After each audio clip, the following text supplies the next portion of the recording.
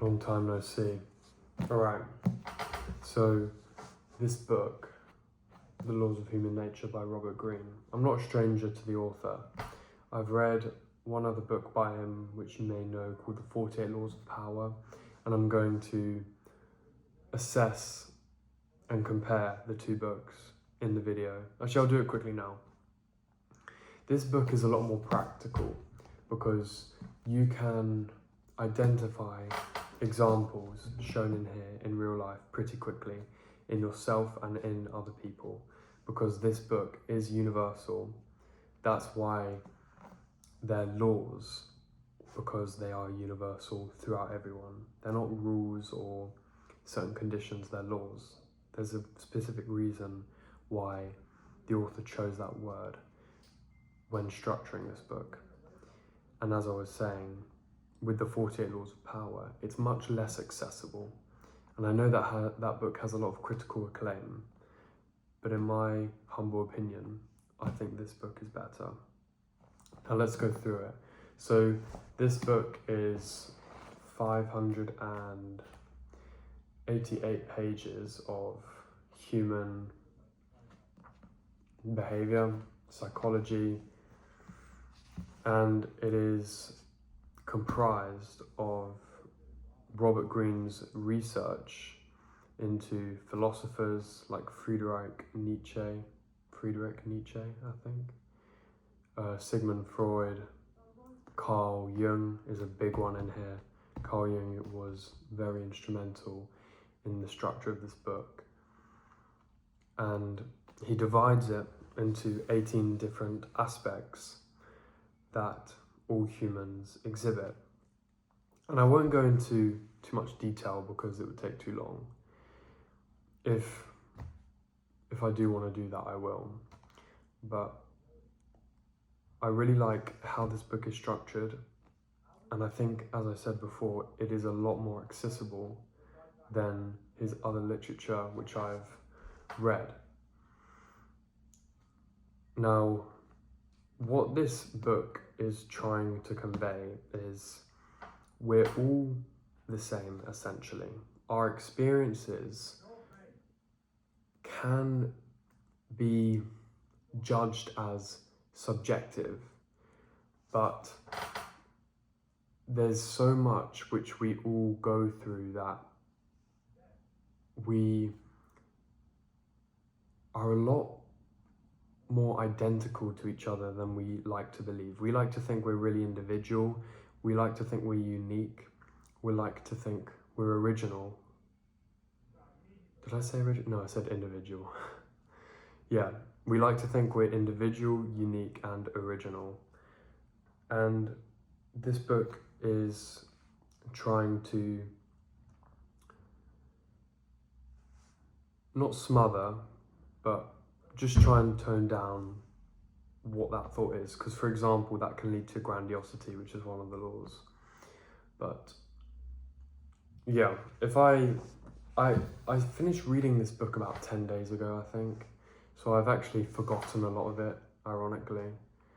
But from when I'm reading it, there were so many things about it which make sense, and there were so many explanations as to why I felt what I felt in a particular moment, or why I have a relationship with a particular memory or feeling. So for example, the past, no matter how you live it, you will always have a kind of longing to go back to it, because Law 5, the law of covetousness, states that humans inherently find things which are unattainable as desirable, and going back in time is unattainable. Now, even if you have like a bad trauma or something like that, because you're detached from those events, so much time has passed, you look at them from the observing mind instead of the experiencing one. No matter what happens, you'll still feel a semblance of nostalgia towards that event because you can't go back to it. The whole premise of it is you can't go back to it, so therefore it is desirable. And for a more general, user-friendly way to put it, there's a paradox or a phenomenon called the grass is greener paradox, where because of human nature and human psychology, no matter what you do in life or where you get in life, someone will always have it better than you in a certain aspect. So no matter how successful, famous, rich, whatever metric you want to measure success by, you're never going to stop the human desire to always want something more. And ironically, once humans happen to get what they want, it's not actually cut out to what they thought it was, because humans, they value the fantasy more than the reality. And even if the fantasy and reality are the same, because it's in the reality, said object or thing is always less enjoyed or almost disappointing when it comes to fruition in real life, because that's just human nature. And I've gone into a specific thing about the book there, which I didn't want to, but I think that's the best way to describe this book. Now, if I just skim through the introduction, it could give me a couple ideas to summarize this book. One bit about this book as well was you need to stop taking everything so personally, because you don't understand how complex the psychology of the personal thing you're interacting with. Now, this can't go to the extreme extent where you just do whatever you want because you can just blame whatever reaction or whatever happens on other people. But you need to go about life not being or not taking things so personally, because when you do, it gives a false reality where you think you're more significant than you actually are. And that whole mental construct is repeating that thing. If you take things personally, it's because you think you're more significant than other people, because you're experiencing it from your point of view. And to an extent, you do need that, because who's going to look after you the best? Yourself. And there's a healthy level of narcissism you can have in life, but you don't want to become a deep narcissist. And you do that through empathizing and not taking things so personally. So when you go about life and someone says something bad to you, if you've never even met them before, there could be a myriad of reasons as to why they gave the answer or the reaction they did, which is completely mutually exclusive from what you did. And this is what a lot of people don't understand, where you can go about life and you can identify the mistakes you've made and correct them.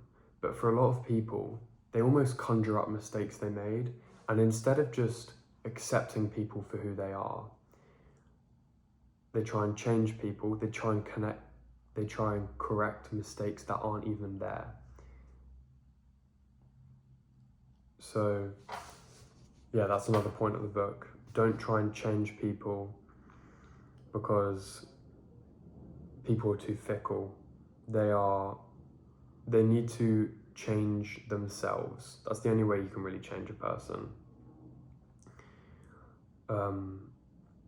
The older you get, the more closed mind you get.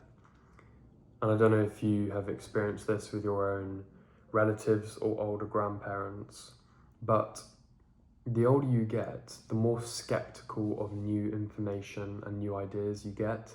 And I've observed this through so many people. the older you get, the more closed mind you get. You have a lesser propensity to open your mind and allow yourself to be influenced by new things, which I think is a real tragedy, because if you can't even open your mind up to new ideas, then,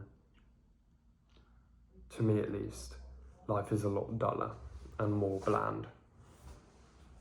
But yeah, with my current state of mind, that's the best depiction I can give of this book. I highly recommend you read it, pick it up. It is a great book. It is very applicable.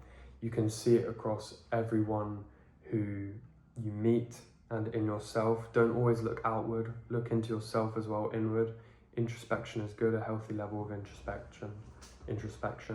Some really interesting concepts in here, like hyperintention. There was one by a psychologist, I can't remember his name, but hyperintention is essentially the phenomenon that someone is so worried about the execution of an action that it affects the execution of the action to detriment of the result and the person doing the action.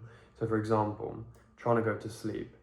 You know those nights when you're trying to get to sleep quickly, you keep checking your alarm and you really want to get to sleep, but the action of really wanting to get to sleep is actually counterproductive, because you're less likely to get to sleep if you really, really want to get to sleep. I don't know if that makes sense, but yeah, I mean, the truth is in the words. We fall asleep. Fool as a verb is out of our control. When someone's fooling, they're out of control. Most of the time, at least, I think. 99% of the time. When people are fooling, they're out of control. So by nature, the act of going to sleep, falling to sleep, is out of our control, and we just have to let it happen. We can't force it, we have to let it happen. There's some really interesting stories. There was, in chapter 14, the law of conformity, which is a really eye-opening law. There was this story about a village north of Beijing, China, and it gave the recount of someone who lived through the Cultural Revolution. And I didn't even know this had existed, where in 1949, after the Chinese Civil War, where the Communist Party took control, a few years down the line, the Cultural Revolution happened, where Mao Zedong, the chairman of the Chinese Communist Party, encouraged students to rise up against their superiors, and there was so much death and destruction. It was crazy to read about, and there was an author who wrote it who took the recount from, and yeah, it's just those really small stories like that which you don't even know had happened, which are so interesting to read about. And I read this for the fun as well, not just for the information, for the selfish information I'd get and the improvement I'd be able to get in reading people and myself.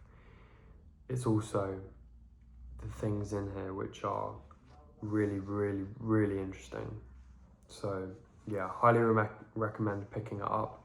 It took me, I'd say, 30 hours to read. It is quite a long book, but yeah, there are a few YouTube videos out there, I think, which you can watch about it, but I highly recommend reading it because it is a great book. I'll definitely be rereading it because there's so much information that I haven't retained that I found eye-opening.